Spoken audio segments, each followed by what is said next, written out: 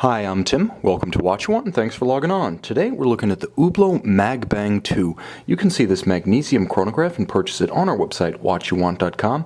And if you enjoy these videos, please subscribe to our YouTube channel, Watch You Want Inc. You can also click on the card in the upper right-hand corner of the screen at any time to see our full listing for this watch with additional high-resolution images, accessories included, and naturally complete pricing information. Now on my wrist, 6 1/3 inches, 16 centimeters in circumference, what you're actually looking at is the 44.5 millimeter successor to 2007's famous 250-piece MagBang limited edition.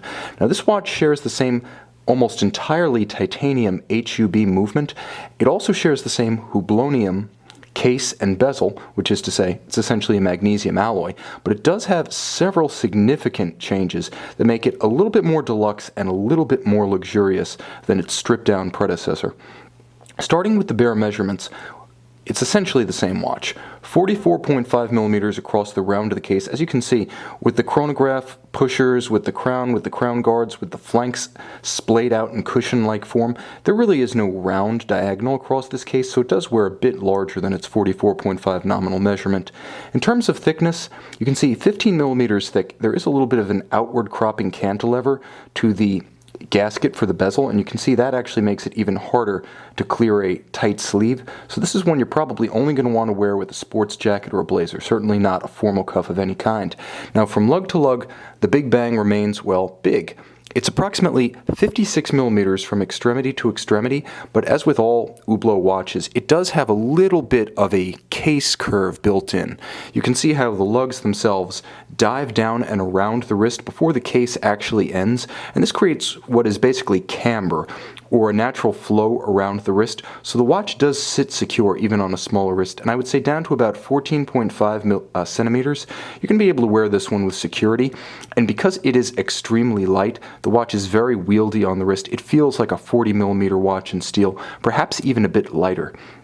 Now the watch features a far more comprehensive strap arrangement and clasp arrangement than the original 2007 MagBang. That watch had an almost comically thin rubber strip tied to a traditional pin buckle executed entirely in magnesium. This one features a very handsome tapered combination of natural vulcanized rubber and inlaid calfskin, which is stitched in and beautifully executed with a nice matte finish to match the magnesium sandblasted finish of the case. You'll also note that unlike the pin buckle of the original, this one has a full twin trigger deployant. Now it is made of stainless steel. It is very solid. It has twin trigger release, so this one can't just pop open by accident. It does need positive release.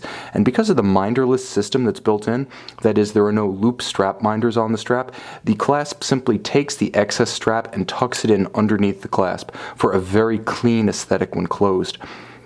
Now the case itself features a few more departures from the original MagBang, and the most dramatic before we get to the dial would be the blackened H-pattern Hublot titanium bezel bolts. You can also see them on the case flanks, but on the original MagBang, these were high polished titanium. Here, you have far more dramatic contrast against the finish of the case with black in gray. Now the grayscale continues on the dial, and again, so does the differentiation from the original watch. While the original watch had a gray dial with applied Arabic numerals and a few stick indices, non-loomed, this dial features a carbon fiber base with countersunk sub-registers and all applied stick indices that are completely loomed. So this watch is far more practical as a sports watch in low or no light, but the addition of carbon fiber adds an interesting texture, and as you move it through the light, a little bit of visual dynamic that was not present on the original. It has a little bit of a 3D effect.